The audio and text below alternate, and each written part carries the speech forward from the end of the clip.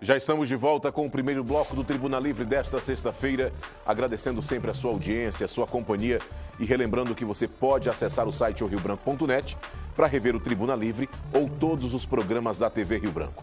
Você também pode se manter sempre muito bem informado, sabendo de tudo aquilo que acontece no Acre, no Brasil e também no mundo. Conforme eu anunciei antes do intervalo comercial, nosso convidado de hoje é o secretário de Segurança Pública do Estado, Coronel Paulo César. Coronel, segurança pública do Estado é um dos maiores problemas dos governos, tanto do passado quanto do atual governo. Nós vivemos em um Estado onde a violência cresceu, a Secretaria de Segurança e os órgãos de segurança falam de uma redução, mas mesmo assim nós ainda vivemos no estado, sétimo estado mais violento da federação. O que pode ser feito, o que poderá ser feito para reduzir ainda mais os números? Boa noite novamente.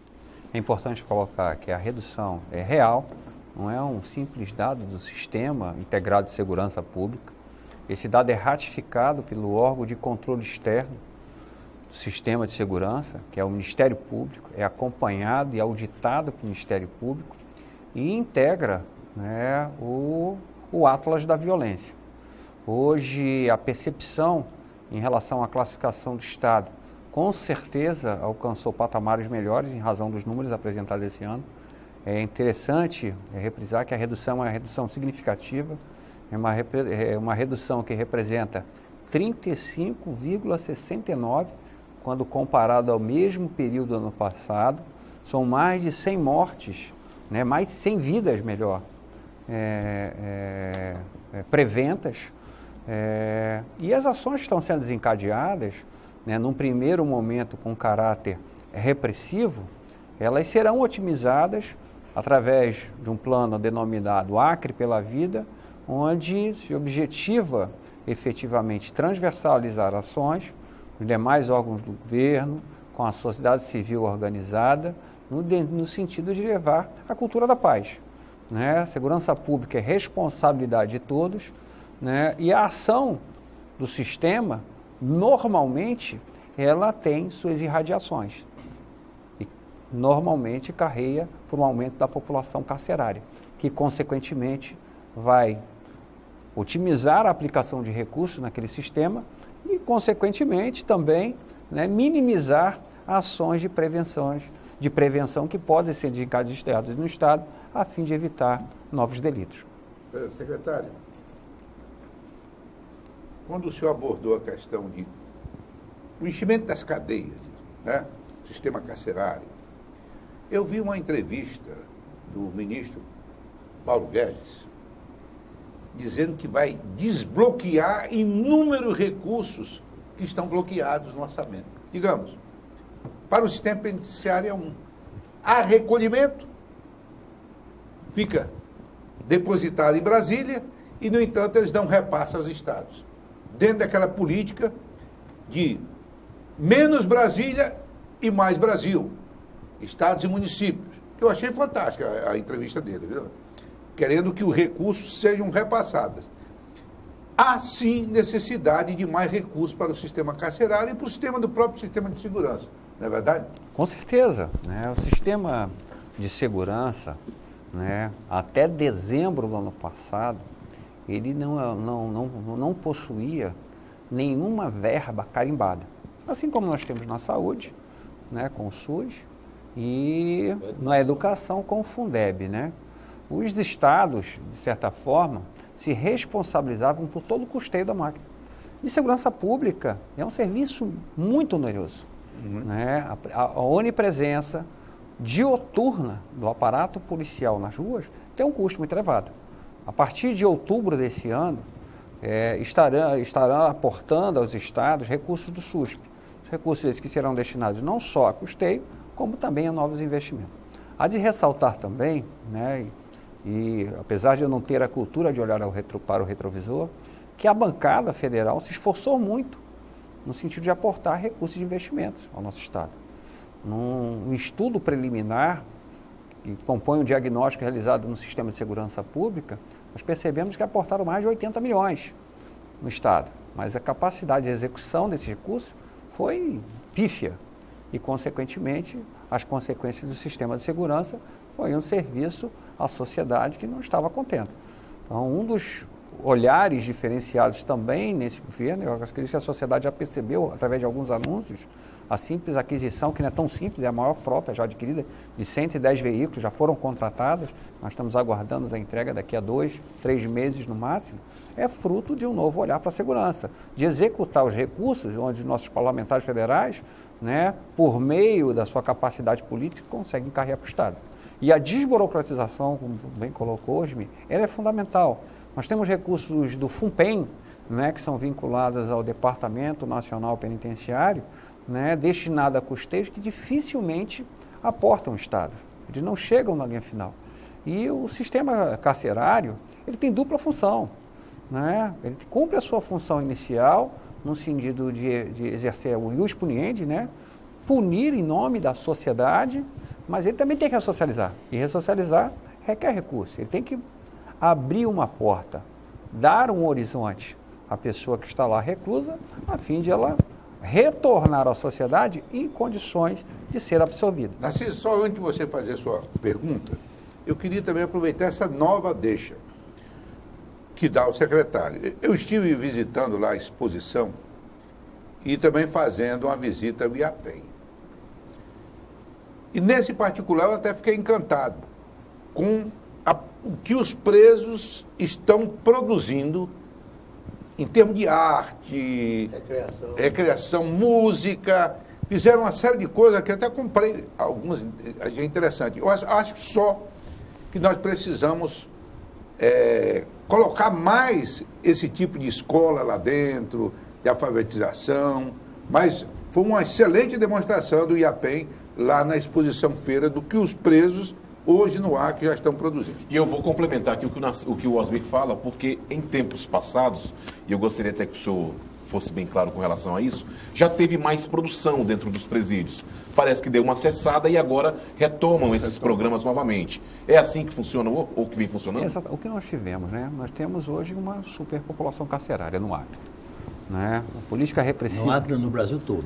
No Brasil, o Acre especial por quê? Porque proporcionalmente é a maior. É maior? É a maior, proporcional. É a única que ultrapassa a cifra de 800 presos a cada grupo de 100 mil habitantes. É um número excessivamente elevado, já visto que a média nacional é 300. Então, para você ter uma ideia. Então, o esforço a ser realizado no Acre, no sentido de proporcionar esse universo carcerário, atividade ressocializadora, é muito maior do que em outra unidade federada. E é interessante, e eu faço questão, na outra oportunidade que estive aqui nesse espaço, nós tivemos que fazer uma retomada efetiva dos presídios. Nós fomos, ao chegarmos ao sistema, se deparamos numa situação onde efetivamente a condução da vida administrativa do custodiado era conduzida por custodiados. Era, sim. É verdade. Né? Do portão de acesso ao pavilhão para dentro do pavilhão, o agente penitenciário não adentrava praticamente. As regras impostas, desde distribuição de cela, de acesso a advogados, né, era definida pela própria população carcerária. Lugar para dormir. Exatamente. Então nós tivemos que retomar a ordem através de um movimento de disciplina interna, adotando um procedimento operacional padrão, para que possamos ambientar aquele espaço no sentido de iniciar as atividades ressocializadoras. Mas é um desafio, tendo em vista a imensidão da população, é uma população absurda, quando comparada à realidade nacional, que já é absurda por si só, né? Mas nós temos que avançar nas atividades de ressocialização. Ô, secretário,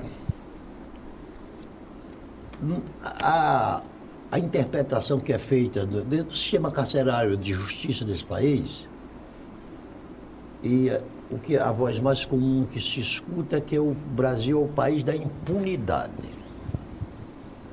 O que é um contrassenso se nós temos a terceira maior população carcerária do mundo. Então, a minha pergunta é, no Brasil não se prende muito, mas prende-se mal? Eu acredito que se prende-se muito e se executa a ação de prender muito mal. Né? Eu acredito que Nós precisamos de reformas pontuais na legislação penal objetiva, no sentido de eliminar parte dos recursos que integram o processo penal, mas precisamos mais do que nunca de uma nova lei de execução. A lei de execução, ela é pífia, ela possibilita situações que são incomuns, que só existem no país, visita íntima, uma coisa é uma visita social, outra coisa é uma visita íntima. Né? Aqui no Acre chegou a aberração de nós temos visita íntima de pessoas sem vínculo familiar com um detido e formalizado pelo Estado. Né? A presença de objetos estranhos no ambiente carcerário. Né? Por exemplo, dê exemplo desses objetos estranhos. Aparelhos de televisões, rádios, né? E celulares, né? Uma série de objetos que aportam o sistema é o celular, por né? falha ou de forma até formalizada, permitido pelo próprio Estado. Né? É interessante colocar, e isso me preocupa, que o crime organizado, ele surge dentro dos presídios. Final uma das maiores organizações criminosas do Brasil surge no início da década de 70, no estado do Rio de Janeiro, e a outra no estado de São Paulo na década de 80. E o crime é organizado e comandado ainda dentro dessas casas.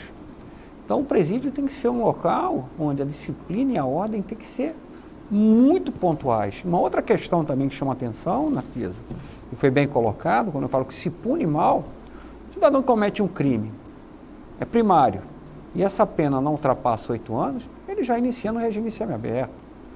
Né? A progressão ela é muito célere, incapaz até de cumprir um dos princípios da pena, que é o jus puniendi. Né? A progressão de um regime para outro é muito célere.